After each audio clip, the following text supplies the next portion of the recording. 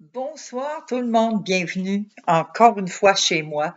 Alors, comme convenu, ce soir, on parle du combat spirituel. Et vous savez que quand on est de nouveau, quand on pratique la parole de Dieu, on rentre dans un combat spirituel. C'est une bataille qui se déroule dans notre cœur et dans notre esprit. Donc, constamment, on a des batailles et on ne grandit pas sans bataille. Ce sont les batailles qui nous font grandir, qui nous font maturer. Alors, on va regarder ensemble Éphésiens 6, 12 et comment est-ce que on décrit la vie chrétienne dans Éphésiens 6, 12. Non, ce n'est pas contre des êtres humains que nous devons lutter, mais c'est contre des forces très puissantes qui ont autorité et pouvoir.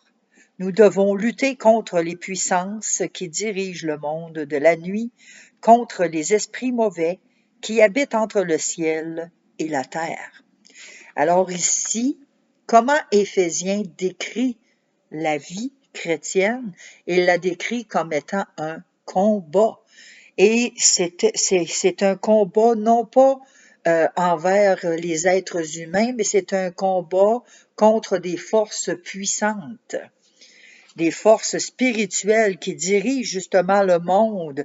C'est des esprits mauvais que nous devons lutter et non pas les personnes.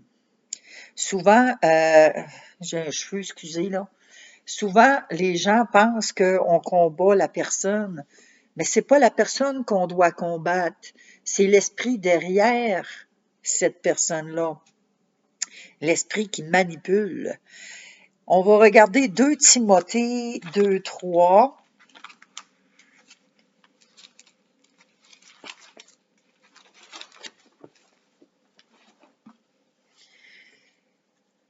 « 2 Timothée 2, versets 3 et 4. Prends ta part de souffrance comme un bon soldat du Christ. Un soldat qui sert dans l'armée et qui veut plaire à son chef ne s'occupe pas des affaires de la vie civile. Ici, comment décririez-vous la vie que Paul recommande à Timothée?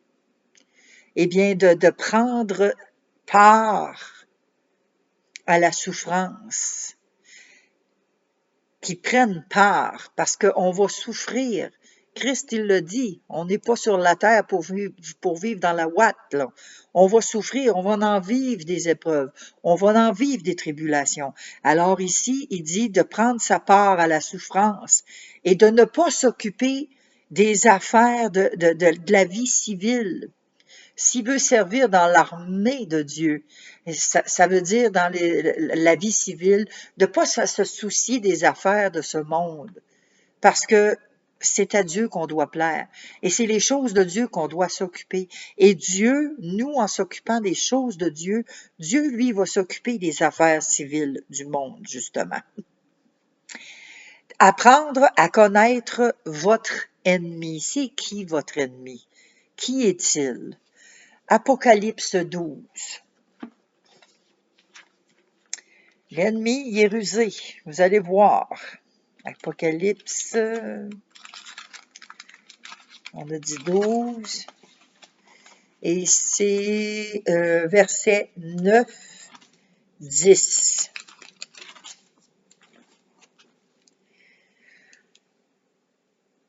Et le grand dragon est jeté dehors. Ce dragon, c'est le serpent des premiers jours. Il est appelé l'esprit du mal. Et Satan, il trompe le monde entier. Il est donc jeté sur la terre et ses anges avec lui. Voyez-vous, j'entends une voix forte dans le ciel. Elle dit, « Maintenant c'est le moment où Dieu sauve. Maintenant, notre Dieu est roi avec puissance. Maintenant, son Messie montre son pouvoir. En effet, il a été jeté dehors, celui qui accusait nos frères et nos sœurs devant notre Dieu, celui qui les accusait jour et nuit. Dans ça ici, quels sont dans l'Apocalypse 9.10 les noms donnés à l'ennemi? Qu'on sache c'est qui notre ennemi. Attention, là, je vais bouger un petit peu. Bon, OK. Qu'on sache c'est qui notre ennemi. C'est quoi les noms qui ont été donnés dans ça? On a entendu le grand dragon. Je ne sais pas si vous savez, mais 2025, dans l'année chinoise, c'est l'année du dragon. Alors, on a le grand dragon, le serpent, l'esprit du mal, Satan, et l'accusateur. Il accusait constamment nuit et jour. Et qu'est-ce qu'il fait, justement, notre ennemi? Ben, il accuse les frères et les sœurs devant Dieu. Il les accuse nuit et jour. Donc, Satan, là, il n'est pas en chômage. Il n'arrête pas, il est constamment en train de nous accuser auprès de Dieu le Père. Ésaïe 14. On va aller voir Ésaïe 14. À partir du verset 12. C'est bien ça. Bon, bye bye Rose, bye. 12 à 15. Ésaïe 14, 12, 15. Comment est-ce possible, toi l'étoile brillante du matin? Tu es tombé du ciel, tu as été jeté à terre, toi qui renversais les peuples. Tu pensais, je monterai jusqu'au ciel, je dresserai mon siège royal au-dessus des étoiles de Dieu. Je m'installerai sur la montagne où les dieux se réunissent à l'extrême nord. Je monterai au sommet des nuages, je serai comme Dieu le très haut. Imaginez-vous, hein? Mais tu es descendu dans le monde des morts, jusqu'au fond du grand trou. Ici, on parle de qui? On parle de notre ennemi. Voyez-vous, notre ennemi, avant, il était dans les cieux. C'était lui qui était en charge des louanges. Il était l'archange au-dessus des autres anges. Et il a voulu installer son trône au-dessus du trône de Dieu. Il a voulu, ni plus ni moins, se faire adorer à la place de Dieu. Alors ici, décrit la chute de Satan, précipité de sa position privilégiée, hein, que je viens de vous dire, pour devenir le serpent maudit. Quelle avait été son ambition? Je viens tout de vous le dire, de dresser son siège royal au-dessus des étoiles de Dieu, être comme le Dieu très haut. Et quelle fin Dieu lui prédit-il? Dans ce qu'on vient de voir, le séjour des morts, c'est sa fin. Il va aller au fond du grand trou. C'est là qu'il s'en va. C'est là sa fin. C'est là que sa vie éternelle va se terminer. Comment Satan a-t-il mis en doute la parole de Dieu pour tromper Ève? Comment il a fait ça? On va aller voir Genèse 3. Parce que vous savez, depuis le début des temps, hein, Satan, il procède de la même façon parce que ça marche. Ça marche. Fait que pourquoi qu'il changerait de tactique? Ça a toujours marché, ça marche encore, puis ça va encore marcher demain, puis après-demain. Fait que ça marche toujours. Mais qu'il ne change pas. Il garde ça, ça fonctionne. On va aller voir ça. Genèse 3, de 1 à 5. Parmi les bêtes sauvages que le Seigneur Dieu a faites, le serpent est le plus rusé.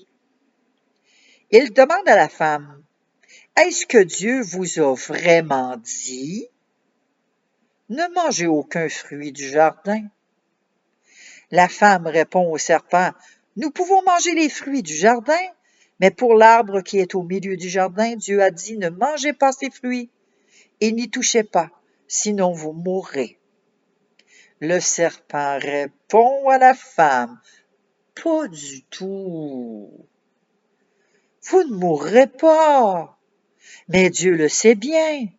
Le jour où vous en mangerez, vos yeux s'ouvriront. Vous serez comme des dieux. Vous pourrez savoir ce qui est bien ou mal. » Avez-vous vu hein, la sournoisité, là, comment est-ce que la ruse, comment... Il a cité des Écritures. Dieu a-t-il vraiment dit?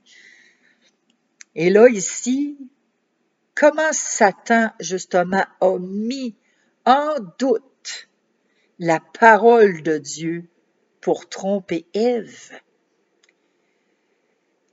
Et c'est ça. Il a dit, est-ce que Dieu a vraiment dit ne mangez aucun fruit du jardin? Puis c'était même pas ça la question, mais il a mis en doute. Hein? Et Dieu n'a pas dit vous mangez aucun fruit. Dieu a dit vous ne mangerez pas de ce fruit. Mangez les autres, mais de ce fruit-là, mangez-les pas. Mais avez-vous vu la tournure de la phrase, comment il a été sournois? Vous ne mourrez pas! Voilà, là, il s'en va contredire qu'est-ce que Dieu avait dit, que Dieu avait déclaré. Vous ne mourrez pas, vos yeux s'ouvriront. Vous serez comme des dieux. Vous serez ce qui est bien et qui est mal. Voyons donc, il n'y a rien là. Il n'y a pas de danger là-dedans. Hein? Vous allez avoir la connaissance. Voyez-vous comment est-ce qu'il est rusé?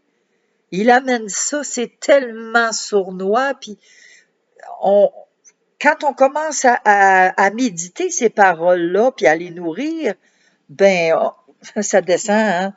C'est dans les pensées, ça descend dans le cœur. Un coup que c'est descendu dans le cœur, on l'extériorise.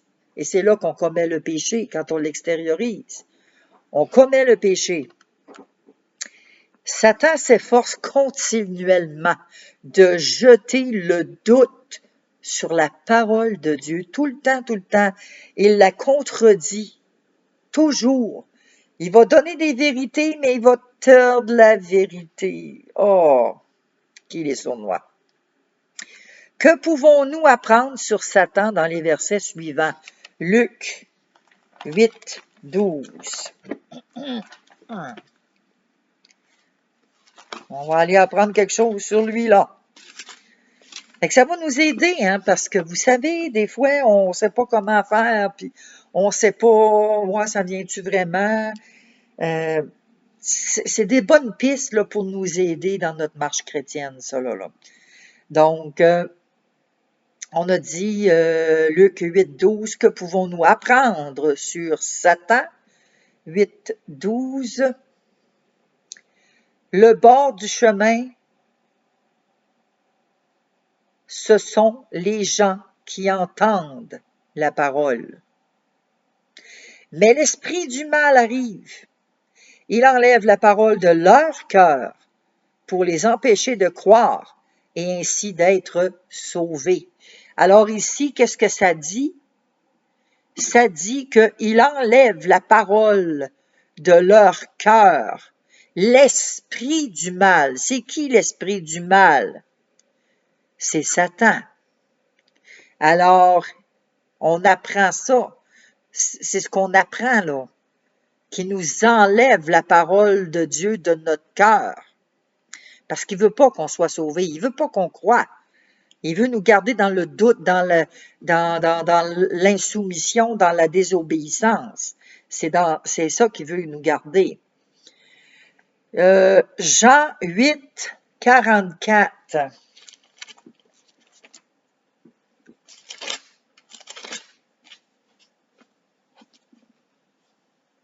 Jean 8, 44. Votre Père, c'est l'esprit du mal, et vous voulez faire ce que votre Père désire. Lui, c'est un assassin depuis le début. Il n'est jamais resté dans la vérité parce qu'il n'y a pas de vérité en lui. Sa façon normale de parler, c'est de dire des mensonges. En effet, il est menteur et c'est le père du mensonge. On apprend ici que Satan, c'est l'esprit du mal, c'est le père du mensonge, qu'il n'y a pas de vérité en lui. 2 Corinthiens 4. 2 Corinthiens 4, versets 3, 4. Pourtant, notre bonne nouvelle reste cachée pour certains, pour ceux qui perdent leur vie loin de Dieu et qui ne croient pas le Dieu mauvais de ce monde a rendu leur intelligence aveugle. Alors ils ne voient pas briller la lumière qui est dans la bonne nouvelle. C'est la lumière de la gloire du Christ, lui qui est l'image de Dieu. Ici, le Dieu mauvais de ce monde a aveuglé l'intelligence. C'est pas rien, là. On sait qu'il y a une puissance d'égarement. On est en 2025, là, actuellement. Et il y a une puissance d'égarement. Et ça n'a pas fini. Plus ça va aller, plus le mal s'en vient de plus en plus grandissant.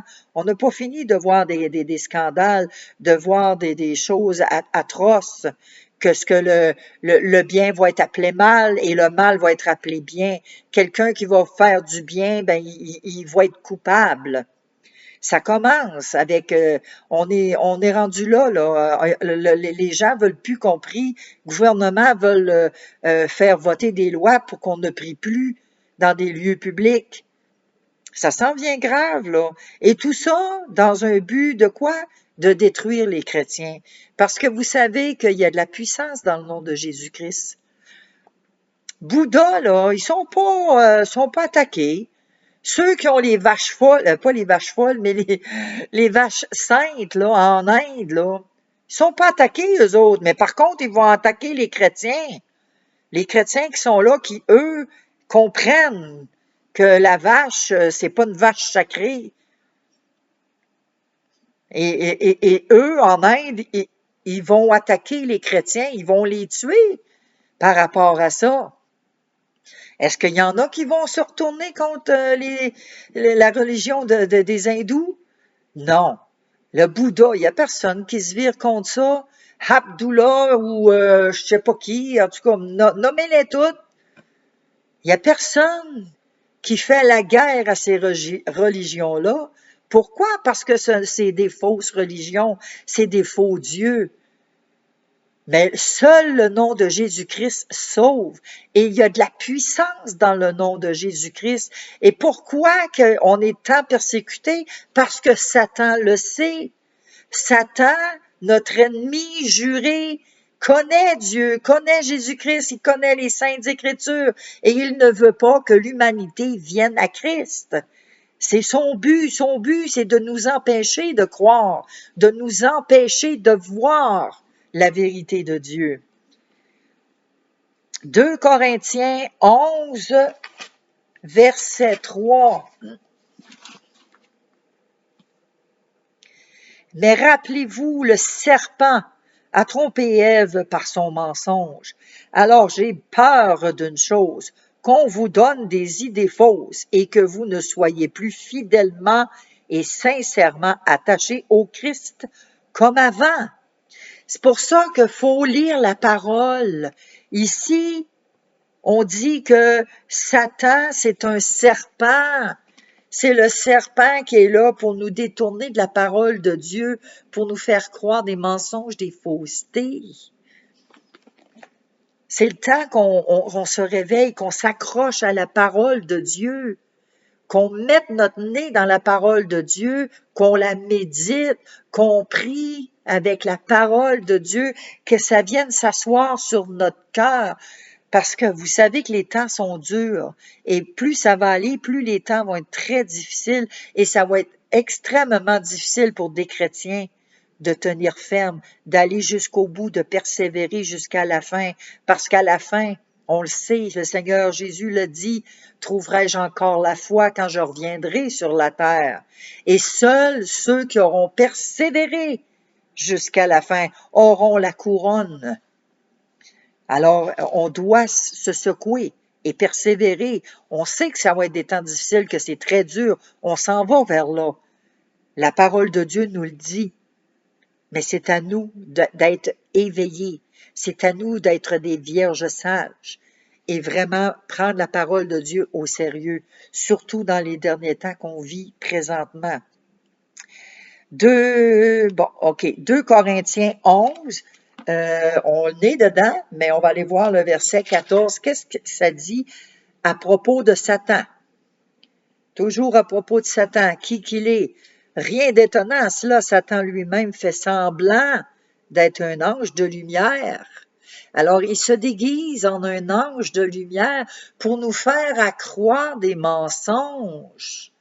Et lorsqu'on va croire des mensonges, parce qu'il a connaît la parole de Dieu, faut pas l'oublier. Il a tenté Jésus dans le désert avec la parole. Il la connaît depuis le début qui est là.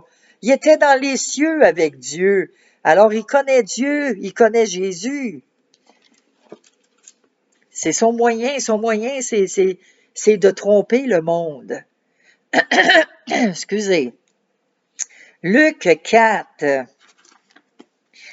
Ici, de 1 à 13, on lira pas de 1 à 13, parce que ça va être quand même long. Luc 4, de 1 à 13. Quelle était la condition physique de Jésus lorsque le diable lui est apparu?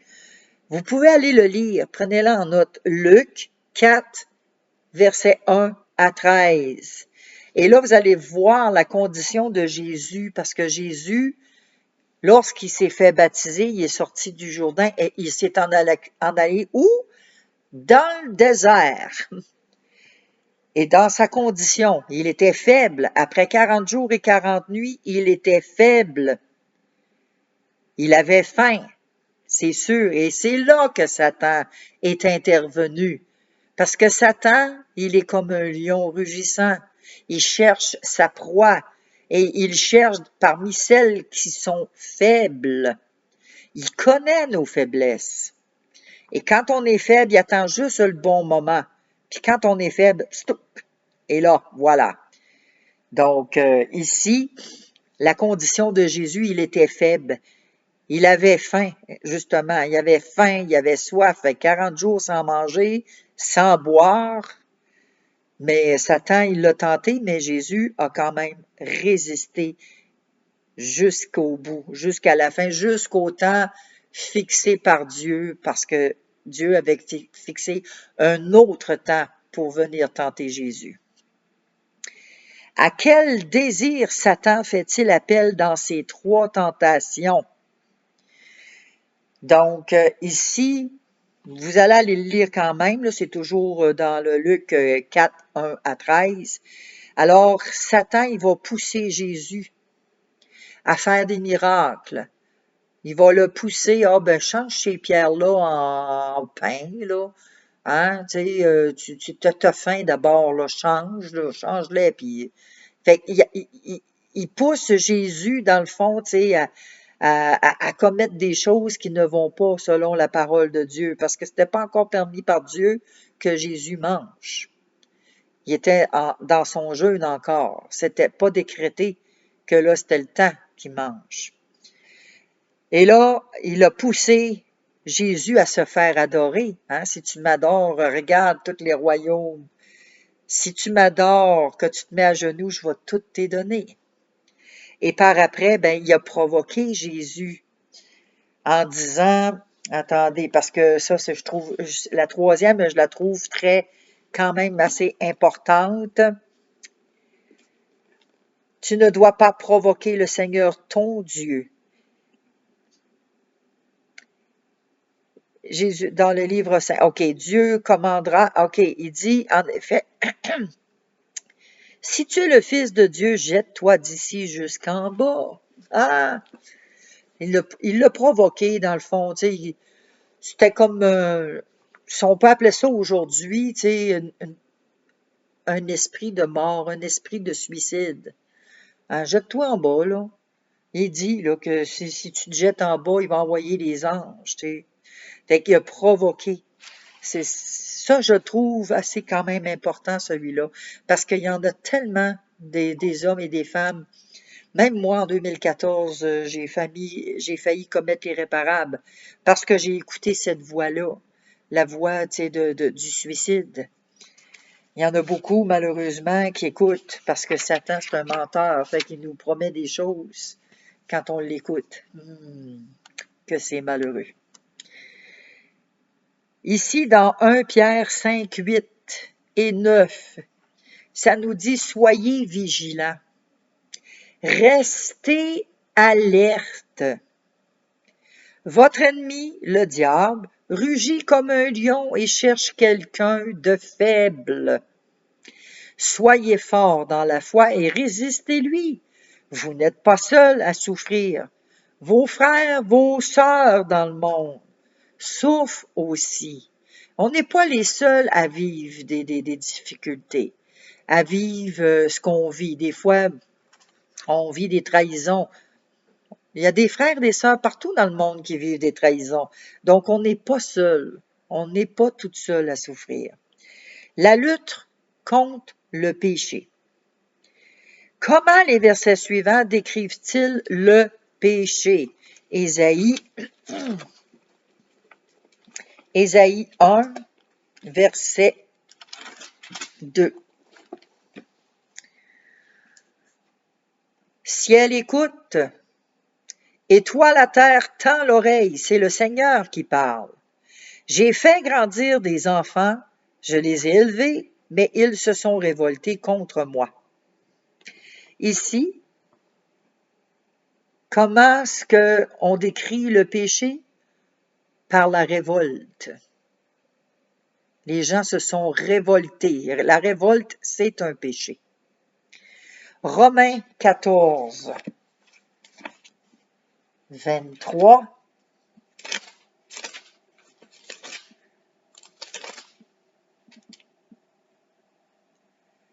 Celui qui mange un aliment en n'étant pas sûr de bien faire, celui-là, Dieu le condamne.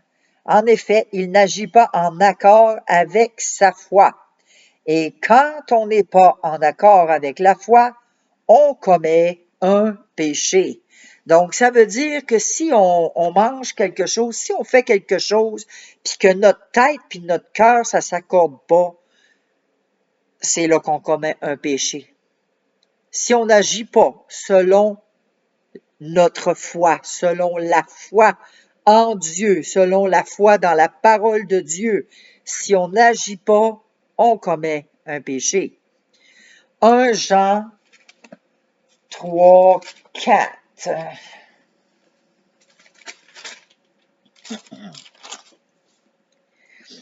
1 Jean 3, verset 4. Tous ceux qui commettent des péchés luttent contre Dieu. En effet, commettre des péchés, c'est lutter contre Dieu. Alors, quand on commet un péché, c'est clair, c'est net, c'est précis, ça le dit, on lutte contre Dieu. On est en opposition, on est rebelle à Dieu. C'est ça, c'est ça le péché. Dans Jean 4, c'est ça Jean? Non, Jacques, excusez. Jacques. On va aller voir Jacques 4 et c'est le verset 1 à 4. D'où viennent les disputes? D'où viennent les luttes entre vous? Est-ce qu'elles ne viennent pas des désirs mauvais qui luttent dans vos corps? Vous voulez quelque chose et vous ne pouvez pas l'avoir. Alors vous êtes prêts à tuer. Vous êtes jaloux et vous ne pouvez pas obtenir ce que vous désirez. Alors vous luttez et vous vous battez. Vous n'avez pas ce que vous voulez parce que vous ne le demandez pas à Dieu. Vous demandez et vous ne recevez rien. C'est que vous demandez mal, mais demandez seulement pour satisfaire vos désirs mauvais. Vous trompez Dieu. Vous ne savez donc pas ceci? Aimer le monde, c'est détester Dieu. Celui qui veut être l'ami du monde devient l'ennemi de Dieu. Ça ne peut pas être plus clair que ça. Donc, d'où vient l'animosité, le péché, l'animosité et tout ça? Ça vient des désirs mauvais. Nos mauvais désirs, la jalousie, l'envie, ça part tout de là. Qu'est-ce qui s'oppose à votre zèle pour Dieu dans le verset 4? Vous gardez pour vous le salaire des ouvriers. Oh, non, c'est 5, excusez. J'étais dans chapitre 5.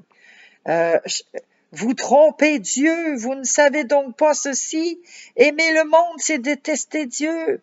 Celui qui veut être l'ami du monde devient l'ennemi de Dieu. Qu'est-ce qui s'oppose à votre zèle pour Dieu? L'amour du monde. Il y en a qui vont aimer l'amour du monde, ils aiment le monde.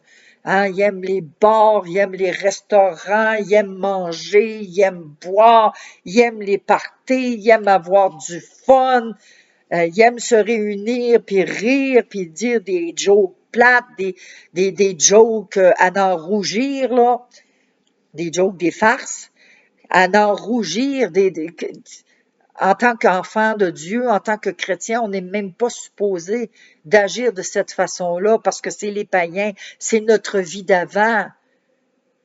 Si on vient à Christ puis qu'on vit exactement comme notre vie d'avant, je m'excuse, mais on n'est pas sauvé. Qu'est-ce qui caractérise le monde? Éphésiens 2. C'est quoi qui caractérise le monde? Donc, Éphésiens 2,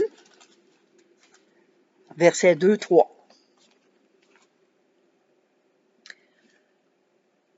Vous viviez dans le péché en suivant les forces de ce monde. Vous obéissiez au chef des puissances mauvaises qui règne entre ciel et terre. Ce chef, c'est l'esprit du mal qui agit maintenant chez ceux qui désobéissent à Dieu. Autrefois, nous aussi, nous faisions tous partie de ces gens-là. Quand nous vivions selon nos désirs mauvais, nous obéissions à ces désirs et à nos pensées mauvaises. À cause de notre nature, nous méritions la colère de Dieu comme les autres. Le péché, les forces de ce monde, des puissances mauvaises qui règnent entre ciel et terre, l'esprit du mal. On faisait ces choses-là, je viens de vous le dire, partez, les parties, puis on va fêter d'un bar, on va chanter des karaokés, on va aller évangéliser d'un bar. Wow, quel beau témoignage!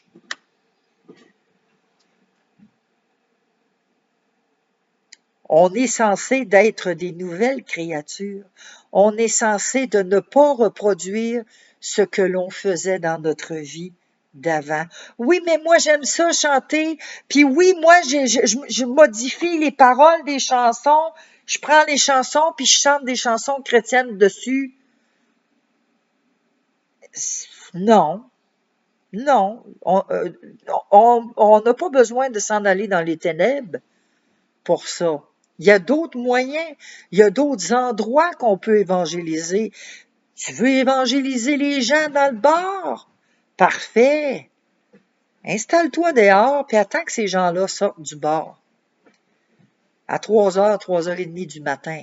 Installe-toi. Tu n'es pas obligé d'être là, dans le bar, dans l'ambiance, t'exposer. Tu t'exposes au danger de chuter. T'es une femme, ben tu vas avoir des hommes qui vont te trouver belle, qui vont te cruiser, tu t'exposes au danger de tomber, de commettre la fornication, le dérèglement sexuel. T'es un homme, ben tu risques de te faire battre, d'avoir des chicanes dans le bar. C'est un domaine, c'est un lieu de ténèbres. La lumière n'a pas d'affaire dans les ténèbres. Jésus y a déjà été dans les ténèbres, aux enfers. Il est déjà descendu en bas pour aller reprendre les clés, reprendre son pouvoir sur la mort. On n'a pas besoin de redescendre, ça a déjà été fait une fois pour toutes. On n'a pas d'affaire à aller s'exposer comme ça ouvertement à la merci des démons. C'est un danger. Faut être sage. Faut user de sagesse. On a des combats spirituels. La nuit, c'est là que les démons sont actifs, beaucoup plus que dans le jour. Faisons pas exprès pour exposer notre âme au danger, à la merci de Satan et de ses démons. Voyons donc. Qu'est-il promis, à l'homme qui supporte patiemment la tentation? Excusez, Jacques 1,12. Celui qui supporte patiemment la tentation, il est heureux, l'homme qui résiste dans les difficultés. En effet, quand il aura montré sa valeur, il recevra la vie. C'est la récompense que Dieu a promise à ceux qui lui donnent leur amour. Donc, on doit aimer assez Dieu, on doit assez aimer Dieu pour dire, moi, je me tiens plus dans des endroits ténébreux, je me tiens plus dans les quartiers ténébreux. Il y a des changements dans nos vies qui doivent se faire. Si on veut changer de vie, on doit changer d'attitude, on doit changer notre façon de penser, notre façon d'agir. On doit changer nos croyances. L'assurance de la victoire. Selon Hébreux, qu'a signifié pour Satan la mort de Christ sur la croix? Hébreux 2.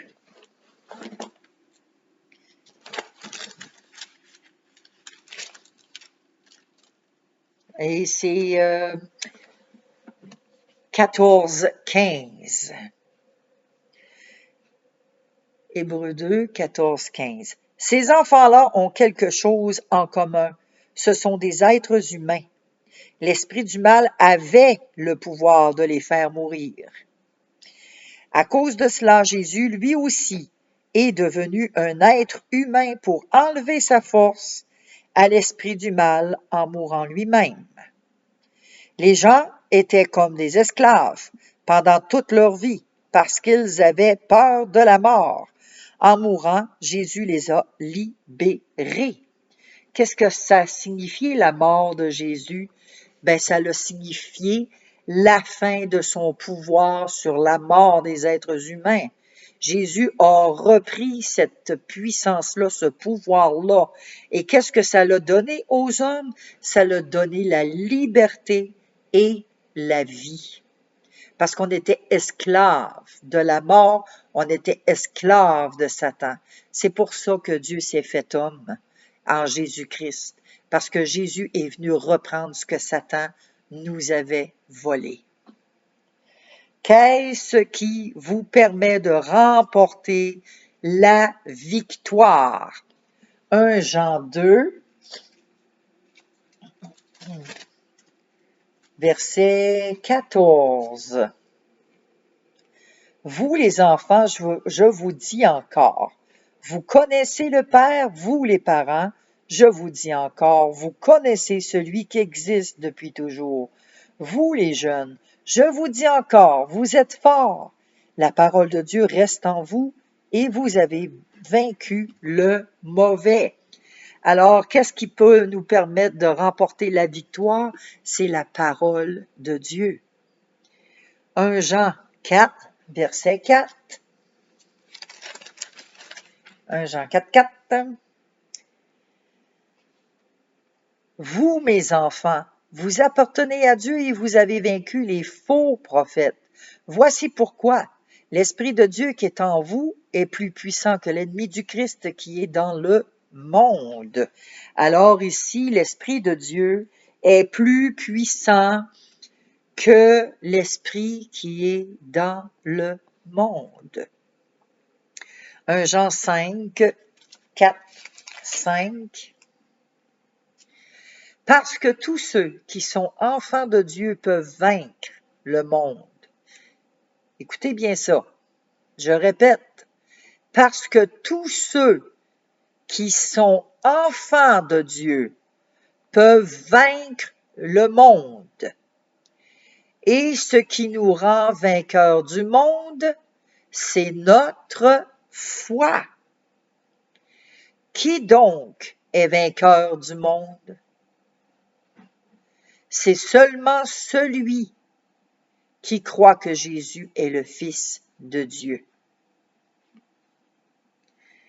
Alors la foi en Jésus-Christ peut nous faire remporter la victoire. Disons merci à Dieu pour la victoire qu'il nous donne en Jésus-Christ, notre Seigneur. Ça, c'est 1 Corinthiens 15, 27. On doit le remercier pour tout ce qu'il nous donne, parce qu'il nous donne la victoire, il nous donne la vie. Éphésiens 6, 14 et 18. C'est quoi l'équipement du combat spirituel? La ceinture de vérité. La justice comme cuirasse. Les sandales du zèle pour annoncer la bonne nouvelle. Le bouclier de la foi pour éteindre les flèches qui sont enflammées contre nous. Le casque du salut pour garder nos pensées captives en Jésus-Christ. Et l'épée de l'esprit qui est la parole de Dieu. C'est ça, l'équipement du chrétien. Et on doit se vêtir de l'équipement. Pour vous, je ne sais pas de lequel de ces armes vous avez le plus de besoin en ce moment, mais moi, en ce moment et à tous les jours, j'ai besoin d'avoir l'armure du Christ. On a besoin de s'habiller à tous les matins avec l'armure de Dieu, l'armure du Christ. Que pouvez-vous faire chaque jour pour gagner la victoire sur le péché? Qu'est-ce qu'on peut faire? Psaume 86. Allez voir ça. Psaume par là. 102, on a dit 86. Et c'est le verset 3. Aie pitié de moi, Seigneur, toi que j'appelle chaque jour.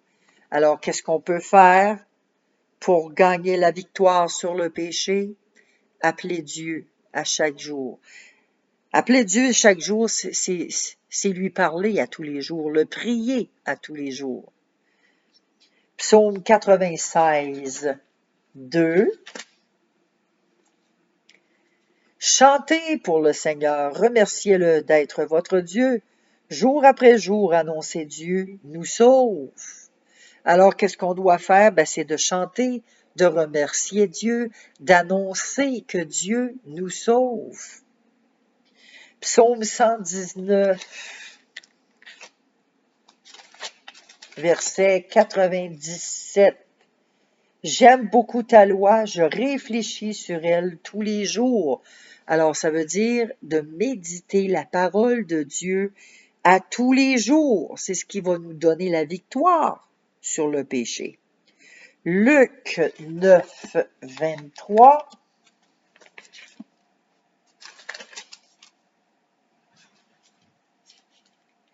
Ensuite, Jésus dit à tous, si quelqu'un veut venir avec moi, il ne doit plus penser à lui-même. Chaque jour, il doit porter sa croix et me suivre.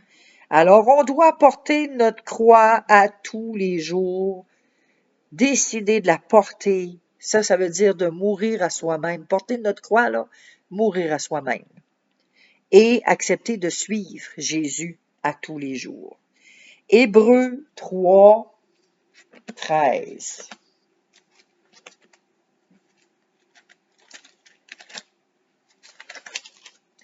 Hébreux 3, 13, ici.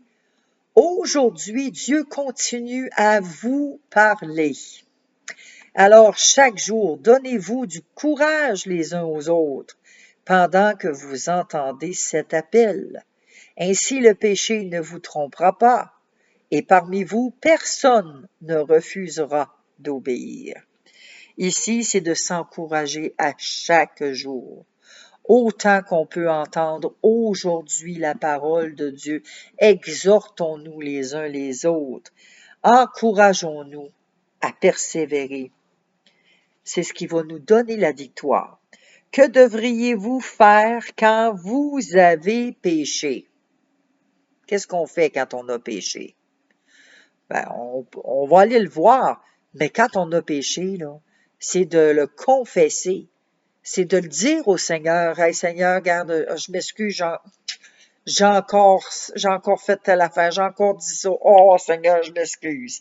Je te demande pardon. Seigneur, j'aurais pas dû. » C'est ça, c'est de confesser. Mais on va aller le voir. Psaume 32. Psaume 32 et c'est le verset 5.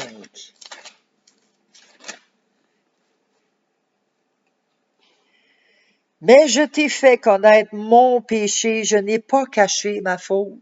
Voyez-vous? J'ai dit, j'avouerai mes fautes au Seigneur, et toi, tu as enlevé le poids de mon péché. Le Seigneur est fidèle et juste pour nous pardonner. Et ce qu'il veut, c'est ça, c'est que on lui confesse, qu'on lui parle.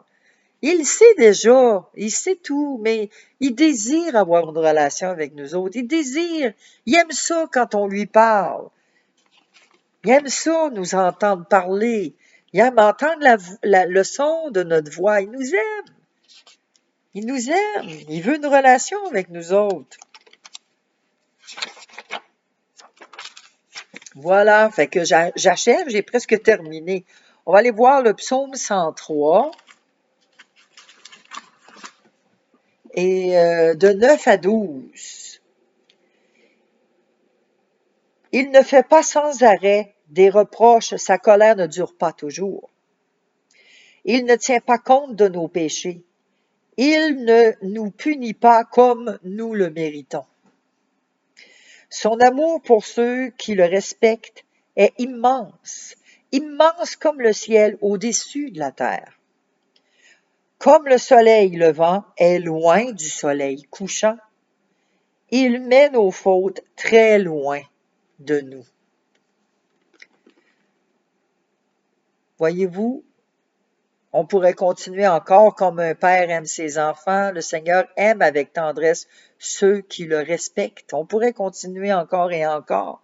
Mais ici, c'était dans le but de décrire l'attitude de Dieu à l'égard de tous les péchés que vous avez commis. Tous les péchés que vous avez commis, que moi j'ai commis, que je commets encore, que je vais commettre demain. C'est quoi l'attitude de Dieu face à nos péchés? Il éloigne de nous nos péchés, comme le soleil levant est éloigné du soleil couchant. N'est-ce pas merveilleux? C'est glorieux, c'est merveilleux. Alors, vous savez que la vie chrétienne, c'est un combat spirituel. Et on va en vivre des combats spirituels tout au long de notre marche chrétienne. On va en vivre parce que Satan, il ne veut pas qu'on connaisse la vérité. Alors, quand on a des combats comme ça, il y en a qui sont pas très confortables avec les combats. Il y en a qui n'aiment pas ça, avoir des combats. Ils voudraient que la vie chrétienne soit toujours un fleuve tranquille. Mais je suis désolée. Mais les fleuves tranquilles, oui, ça arrive qu'il y en a. Mais ça arrive aussi que les fleuves, il y a des tempêtes, hein. Et ça fait partie de la vie chrétienne. Et dans les tempêtes, Dieu, il est là, il est au milieu de nous, il est avec nous. Et il nous aide justement à passer au travers de ces tempêtes-là. Et soit qu'il va nous donner la paix dans nos tempêtes, il va nous donner une plénitude extraordinaire, soit qu'il va nous apprendre à naviguer dans cette tempête-là. Il va nous donner des moyens, des outils pour passer au travers. Parce que vous savez, on n'est pas tout seul. Le Saint-Esprit est toujours là aussi avec nous.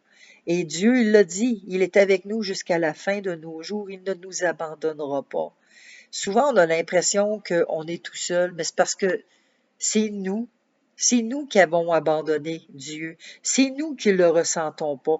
Et on n'a pas besoin non plus de le sentir à tous les jours. Moi, il y a bien des journées que je sens pas la présence de Dieu. Mais j'ai pas besoin de le sentir pour savoir qu'il est là. Que je sente pas, il est là. Il est carrément là. Il est tout le temps là. J'ai pas besoin de je le sens pas. Non, j'ai pas besoin de ça. Je le sais, Dieu, il est là. Il le dit, ça fait partie de sa parole. Il le dit. C'est une promesse. Je serai avec vous tous les jours de votre vie. OK. Je m'inquiète pas. OK, Seigneur, tu l'as dit, tu es avec moi. Pas de problème, je m'inquiéterai pas.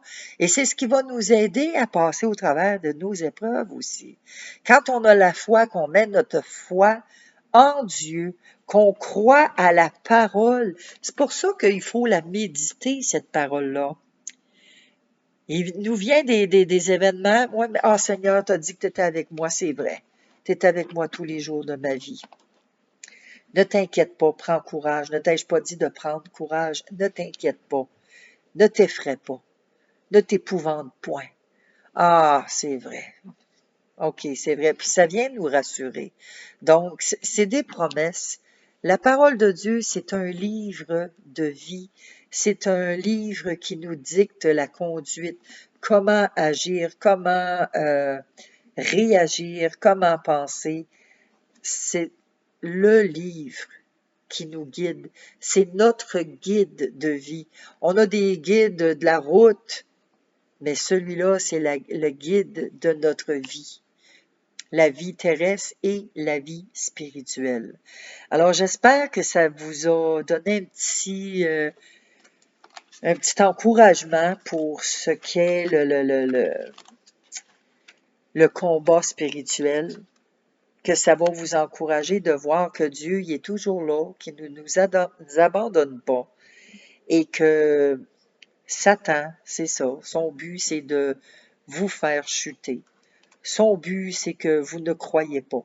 Son but, c'est de vous éloigner de Dieu. Son but, c'est que vous ne soyez pas heureux, que vous ne soyez pas joyeux. Son but, c'est que vous soyez toujours aigri, triste, en colère, que vous soyez plein d'amertume, de rancœur, que vous soyez jaloux. C'est le but de Satan. C'est ça son but. Il veut pas que vous soyez heureux. Il veut pas que vous soyez plein de joie. Il veut pas que vous croyiez en Jésus. Il veut pas que vous ayez la vie éternelle. Il veut pas que vous croyiez que Dieu existe. Parce qu'il est jaloux. Il est jaloux de Dieu. Il est jaloux de ce que Dieu a, de ce que Dieu est. Et on le sait, il a voulu être au-dessus de Dieu. Il a voulu être comme Dieu. Il a voulu se faire adorer. La preuve, quand il a tenté Jésus dans le désert, je vais te donner tous ces royaumes si tu te prosternes devant moi. C'est ce qu'il désire. Il désire se faire adorer. Et c'est ça. On va toujours en avoir des combats. Donc, encouragez-vous, mes frères, encouragez-vous, mes sœurs. On n'est pas tout seul dans la tentation. On n'est pas tout seul à vivre des événements dans nos vies, à vivre des choses qui sont douloureuses. On a des frères, des sœurs dans le monde qui vivent les mêmes épreuves que nous. Alors, on s'encourage, on persévère, on fait grandir notre foi, on médite la parole de Dieu. C'est ce qui va nous donner la victoire. Amen. Fait que sur ce, je vous laisse là-dessus. Je vous souhaite une bonne nuit et on se dit à la semaine prochaine. Bye bye.